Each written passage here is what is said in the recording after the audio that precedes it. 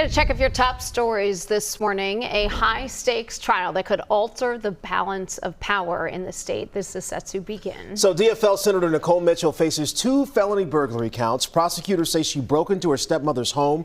Mitchell says she was checking on a loved one with Alzheimer's.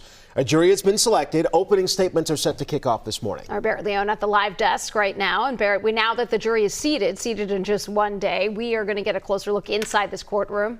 Yes, so starting this morning, we'll have a camera in the courtroom, and our legal experts say that can change the dynamic, but we'll get into that in just a moment. So this morning, the prosecution and defense will kick off their positions and opening statements. We'll likely hear from the first witness today as well. Proceedings started yesterday with jury selection. The court narrowed a group of 80 people down to 15, including alternates. The jury consists of 10 men and 5 women.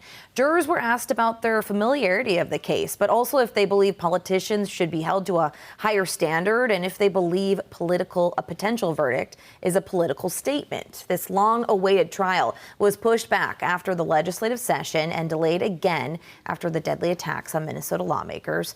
Today, there will be a camera in the courtroom and you'll get to see it all play out. Once that you have cameras in the courtroom, it does change things because you have to understand that everything you do as a defendant, as a defense attorney, as a prosecutor is going to be scrutinized, and for good reason. We want to make sure that a trial system is fair, that everybody plays by the rules, that the rules of evidence are followed. Opening statements are slated to start at 9 o'clock this morning. The first witness is expected to take the stand just a half hour later. Now, throughout this trial, we'll have extended coverage. Our cameras will capture opening statements, testimony, closing arguments, and of course, the verdict. You can watch it all on our free streaming channel, CBS News Minnesota. All right, Barrett Leone with that update from the live desk. Barrett, thank you. Other headlines this morning. Listen to this. A plane full of passengers on its way to MSP forced to turn around.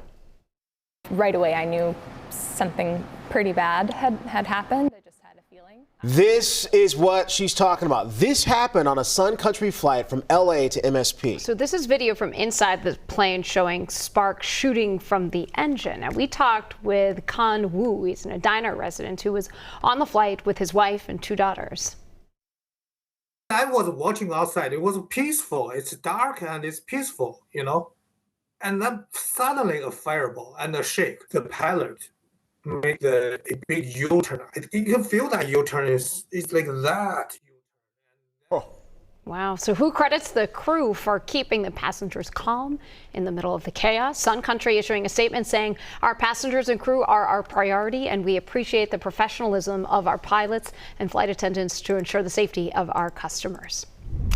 Happening today, we will learn where speed cameras will be popping up in Minneapolis. So all 5 of these new cameras will be set up by September at the latest, but some could start showing up by next month. They'll be tracking speed and issuing tickets.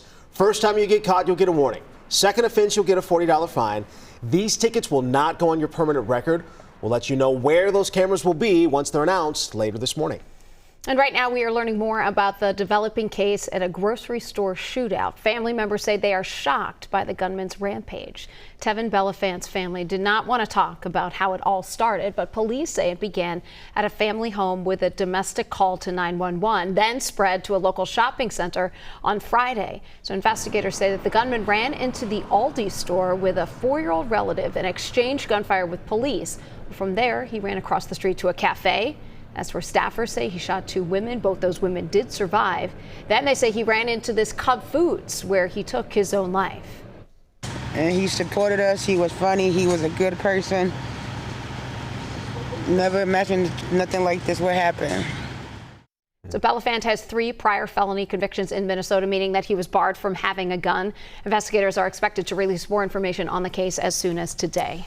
Young activists are stepping up in the wake of a deadly attack on Minnesota lawmakers. For the next week, more than 100 volunteers with Students Demand Action will be in Minneapolis to learn how they can lead the fight for gun safety.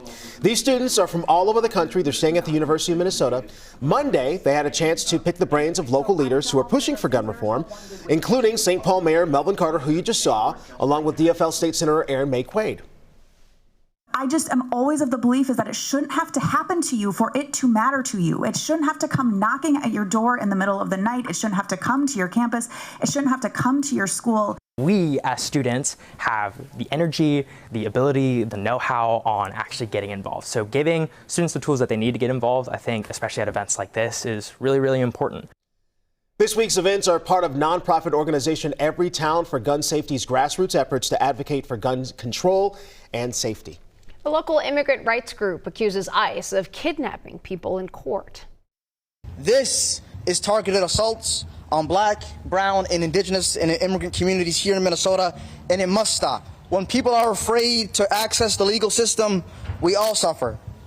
Protesters say they witnessed 4 people being taken away from the federal courthouse in Minneapolis last week. Now, ICE officials deny these claims. They say they only detain people who pose threats to national security or public safety. Last week, they arrested 11 people with criminal sexual conduct convictions in the metro.